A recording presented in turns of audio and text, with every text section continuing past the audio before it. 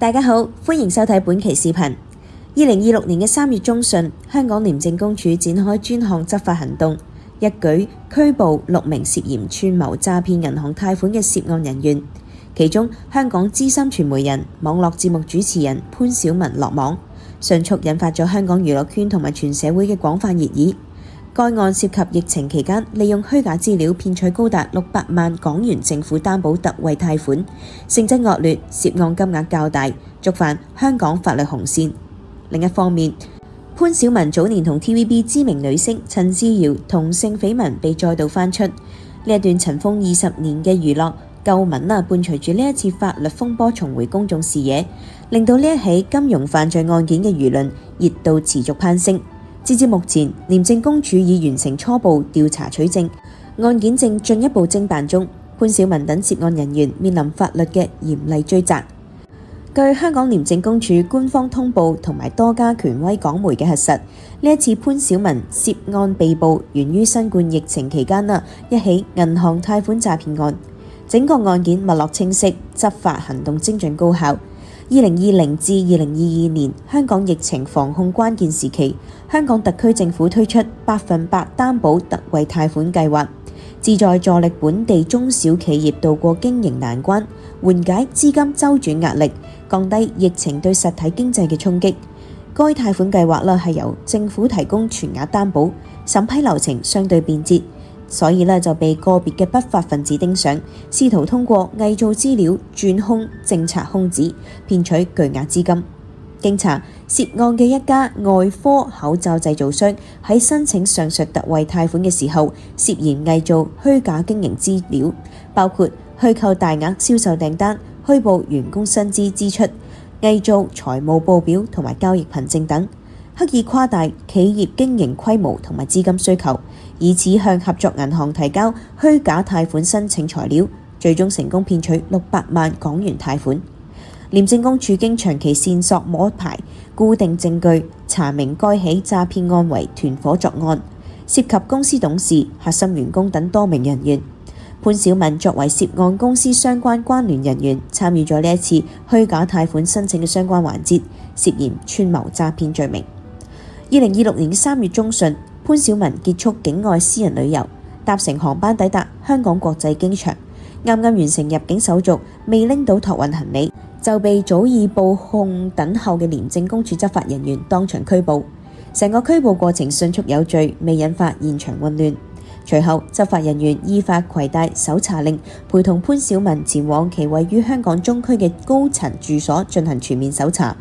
現場查獲部分涉案文件、電子設備同埋少量現金，進一步固定咗案件嘅相關證據。除潘小文之外，此次行動同步拘捕咗涉案公司嘅董事、中科監察前主席潘焯鴻同埋佢妻子，以及另外3名嘅核心涉案人員，共計6人。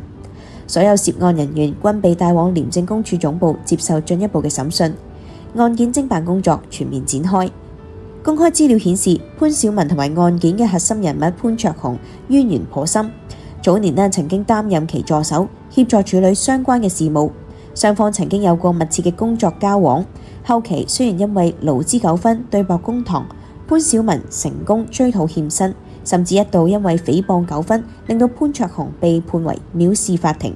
兩個人嘅關係徹底破裂。但係呢一次嘅案件偵辦就顯示，潘小文仍然係深度參與咗呢一起貸款詐騙相關事宜。業內人士透露啦，潘小文身為資深傳媒人，熟悉輿論運作同埋相關流程。其參與涉案行為令到呢一起金融詐騙案更具隱蔽性，亦都違背咗傳媒從業者應該有嘅職業底線同埋法律底線。潘小文出身於香港，早年係以娛樂記者身份入行香港傳媒行業，深耕娛樂新聞領域多年，熟悉娛樂圈生態，同眾多藝人、業內人士有過交集，積累咗一定嘅行業人物。從業期間佢長期保持中性化嘅打扮，短髮、休閒穿搭，極少濃妝出鏡，風格鮮明。喺娛樂記者群體入邊辨識度較高。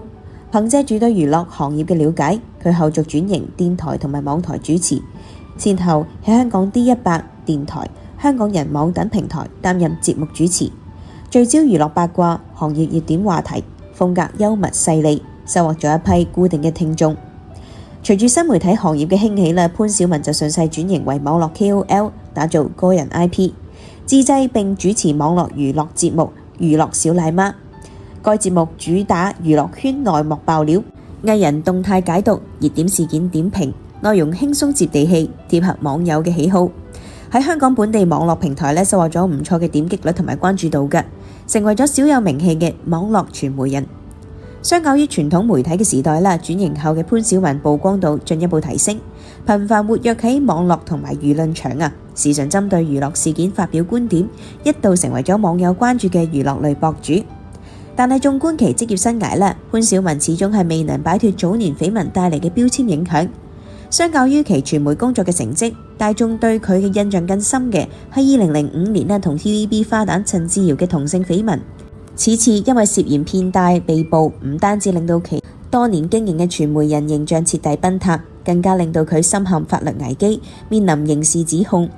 根據香港法律，串謀詐騙罪屬於嚴重刑事犯罪，一旦罪名成立，涉案人員將面臨牢獄之災同埋高額嘅罰金。同時佢嘅個人聲譽、職業生涯都徹底終結。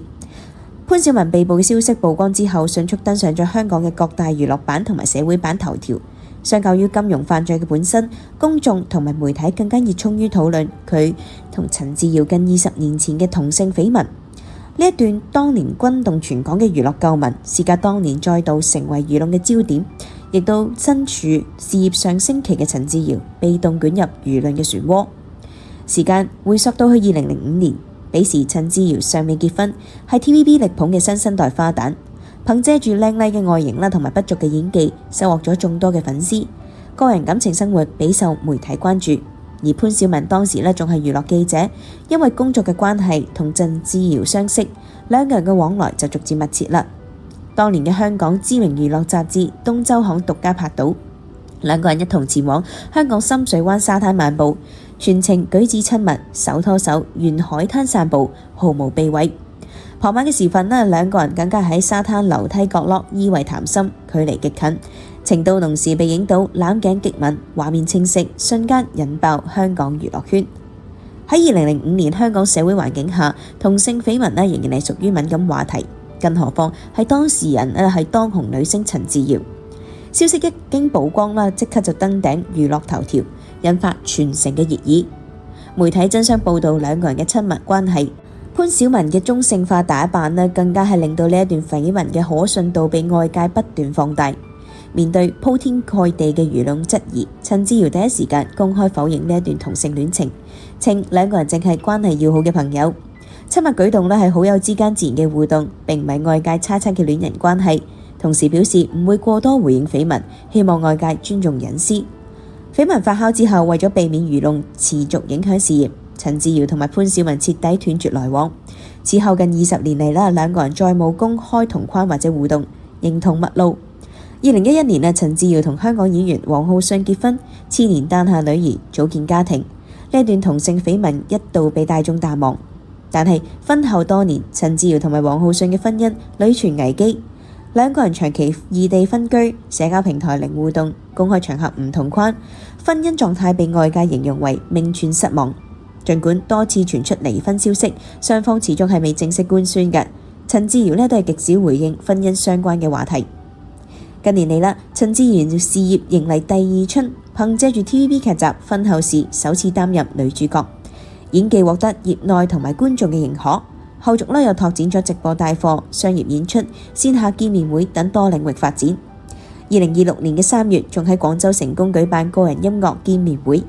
事業發展穩步向好。而呢次潘小文被捕，其早年嘅緋聞被媒體翻出，陳自瑤嘅名頻繁同埋案件綁定。面對媒體嘅追問，陳自瑤團隊淨係簡單回答事件與本人無關，不予置評，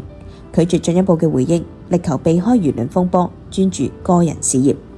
今日故事就講到呢度啦，我哋下期再見。